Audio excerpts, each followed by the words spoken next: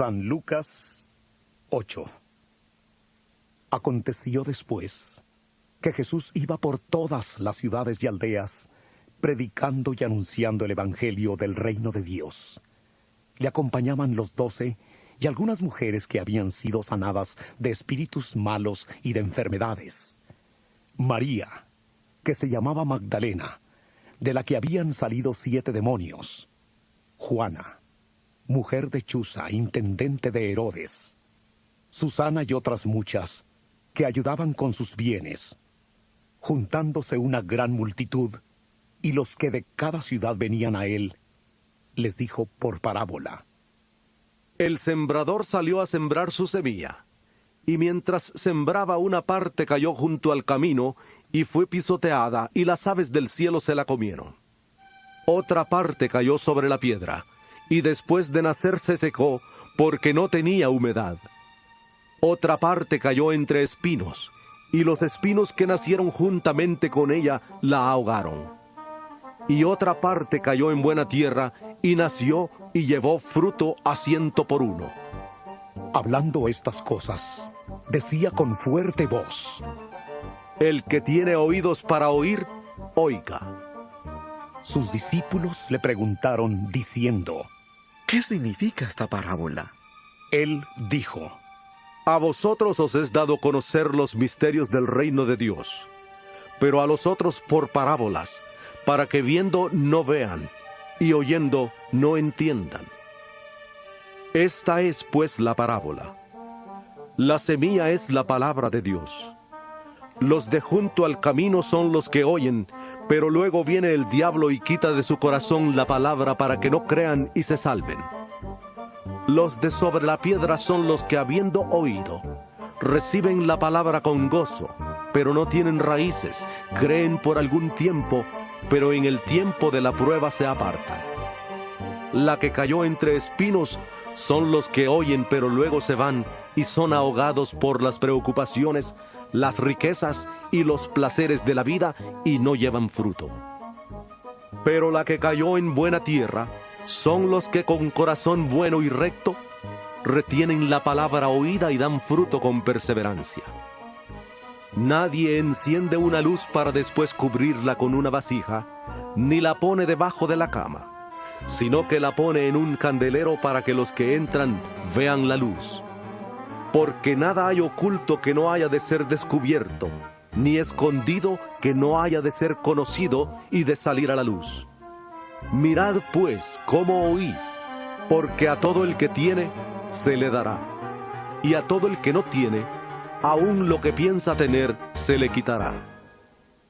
Entonces su madre y sus hermanos vinieron a él, pero no podían llegar hasta él por causa de la multitud, y se le avisó diciendo: Tu madre y tus hermanos están fuera y quieren verte. Él entonces respondiendo les dijo: Mi madre y mis hermanos son los que oyen la palabra de Dios y la obedecen. Aconteció un día que entró en una barca con sus discípulos y les dijo: Pasemos al otro lado del lago. Y partieron. Pero mientras navegaban, él se durmió. Y se desencadenó una tempestad de viento en el lago, y se anegaban y peligraban. Vinieron a él y le despertaron diciendo: ¡Maestro! ¡Maestro! ¡Que perecemos! Despertando él, reprendió al viento y a las olas, y cesaron, y sobrevino la calma. Y les dijo: ¿Dónde está vuestra fe? Atemorizados se maravillaban, y se decían unos a otros: ¿Quién es este que aún a los vientos y a las aguas manda, y le obedecen? Arribaron a la tierra de los Gadarenos, que está en la ribera opuesta a Galilea. Al llegar a la tierra, vino a su encuentro un hombre de la ciudad, endemoniado desde hacía mucho tiempo, y no vestía ropa, ni habitaba en casa, sino en los sepulcros. Al ver a Jesús, lanzó un gran grito, y postrándose a sus pies, exclamó a gran voz: ¡Ah! ¿Qué tienes conmigo, Jesús, Hijo del Dios Altísimo? Te ruego que no me atormentes. porque Jesús le ordenaba al espíritu impuro que saliera del hombre, pues hacía mucho tiempo que se había apoderado de él, y le ataban con cadenas y grillos, pero rompiendo las cadenas, era impelido por el demonio a los desiertos. Jesús le preguntó: ¿Cómo te llamas? Él dijo: Legión, porque muchos demonios habían entrado en él y le rogaban que no los mandara al abismo. Había allí un hato de muchos cerdos que pacían en el monte, y le rogaron que los dejara entrar en ellos. Él les dio permiso. Entonces los demonios salieron del hombre y entraron en los cerdos, y el hato se precipitó por un despeñadero al lago y se ahogó. Los que apacentaban los cerdos, cuando vieron lo que había acontecido, huyeron y dieron aviso en la ciudad y por los campos, y salieron a ver lo que había sucedido. Vinieron a Jesús y hallaron al hombre de quien habían salido los demonios sentado a los pies de Jesús, vestido y en su cabal juicio, y tuvieron miedo. Los que lo habían visto les contaron cómo había sido salvado el endemoniado. Entonces toda la multitud de la región alrededor de los Gadarenos le rogó que se marchara de ellos, pues tenían gran temor. Entró pues Jesús en la barca y se fue.